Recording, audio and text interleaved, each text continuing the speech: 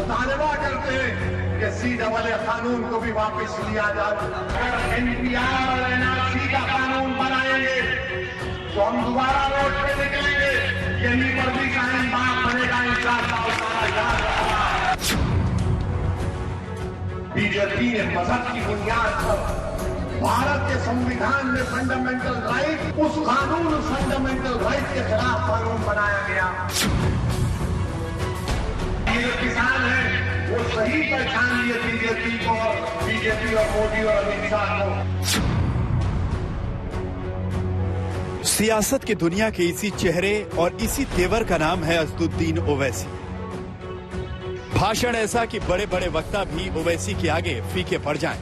उत्तर प्रदेश के बाराबंकी से असदुद्दीन ओवैसी ने जो कहा, उसी विचार पर सियासी तकरार बढ़ना तय है, क्योंकि उत्तर प्रदेश चुनाव में ध्रुवीकरण का नया चैप्टर खुल गया है। हम मुतालबा करते हैं कि CAA कानून को भी वापस लिया जाए। हमसे मीडिया वाले पूछ रहे हैं कि अगर नहीं करे तो क्या करेंगे। अगर NPR और NRC का कानून बनाएंगे तो हम दोबारा रोड पे निकलेंगे, यहीं पर भी शाहीन बाग बनेगा इंशाअल्लाह ताला। याद रखना। प्रधानमंत्री नरेंद्र मोदी ने राष्ट्रीय संबोधन में 3 कृषि कानूनों की वापसी का ऐलान किया था।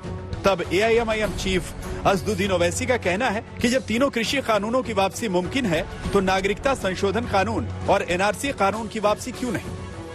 ओवैसी ने सिर्फ CAA और NRC के वापस होने की मांग नहीं उठाई, बल्कि शाहीन बाग वाला पूरा प्लान समझाया।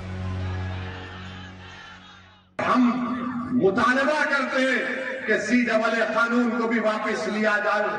हमसे मीडिया वाले पूछ रहे हैं कि अगर नहीं करे तो क्या करेंगे। अगर NPR और NRC का कानून बनाएंगे तो हम दोबारा रोड पे निकलेंगे, यहीं पर भी शाहीन बाग बनेगा इंशाअल्लाह ताला। याद रखना। यूपी चुनाव में ओवैसी शाहीन बाग लेकर आए हैं, लेकिन 2022 में एक दूसरे पर भारी पड़ने के लिए सियासी दलों में कोई किसी से पीछे नहीं है। ये चिरंजीवी कभी उत्तर प्रदेश को खुशहाली के रास्ते पे नहीं ले जा सकते। अब्बा जान कहने वाले राशन हजम कर जाते थे।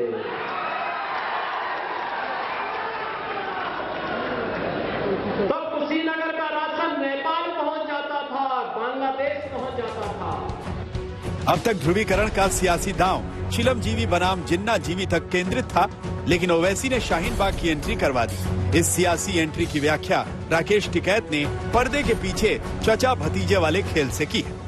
अरे उनका चाचा है भाई, ये तो चाचा भतीजाओं की पार्टी है, अपना कह दे वो कर लेंगे। ओवैसी तो बीजेपी का चाचा है, उसे टीवी पे कहने की जरूरत ही नहीं, उनको कह देगा, मान लेंगे उसकी बात। आपको लगता है कि बीच में ना हो यार? हम तो कह रहे हैं कि चाचा भतीजों का मामला है, उनका दोनों का निपटा लेंगे, उनकी घर की बात है ये। ओवैसी और बीजेपी को टिकैत ने चाचा भतीजा बताया। हालांकि ओवैसी का दावा है कि उत्तर प्रदेश में वो 100 सीटों पर लड़ेंगे और बड़ा उलटफेर करेंगे।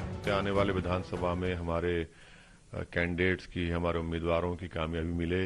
हमको यकीन है कि पिछले 5 साल पहले जो हमारा परफॉर्मेंस था उससे बेहतर इंशाल्लाह हमारी पार्टी, हमारे कैंडिडेट्स परफॉर्म करेंगे, कामयाब होंगे, जीतेंगे।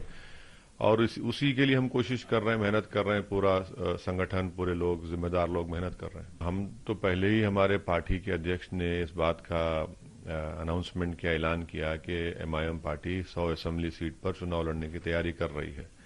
अब किसी से अलायंस होता है या नहीं होता है ये तो वक्त ही बताएगा, बस जहां तक हमारी पार्टी को इलेक्शन लड़ना है हम पूरी तैयारी के साथ कोशिश कर रहे हैं, मेहनत कर रहे हैं, इलेक्शन चुनाव लड़ेंगे। अब अलायंस किससे होगा नहीं होगा ये तो ठीक है, आने वाले वक्त में पता चलेगा। खुद को मुसलमानों का सबसे बड़ा नेता साबित करने में जुटे ओवैसी हर पैतरा आजमा रहे हैं, लेकिन इस खेल में वो अकेले नहीं। उत्तर प्रदेश में ताल ठोकने वाली सभी पार्टियां ध्रुवीकरण में पीछे नहीं।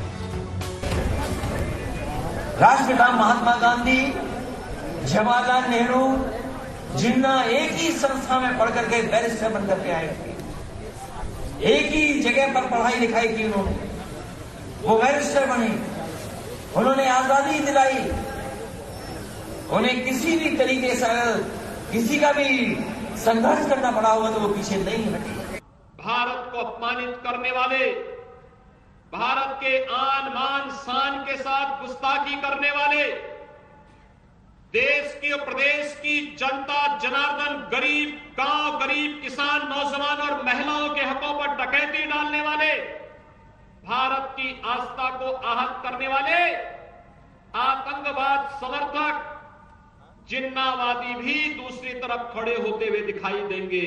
मैं निवेदन करूंगा, उंगली सही जगह पड़े इसकी चिंता करना प्रजातंत्र में बहुत जरूरी है। गलत जगह पड़ जाए तो जिन्ना याद आता है, सही जगह पड़ जाए तो राष्ट्रभक्त आगे खड़े हो जाते हैं और देश को आगे बढ़ा ले जाते हैं। इस बात को समझना चाहिए। कोई अब्बा जान पर अटका है, कोई जिन्ना पर लटका है, लेकिन ये संयोग नहीं बल्कि चुनावी प्रयोग है। संतोष शर्मा के साथ आज तक ब्यूरो।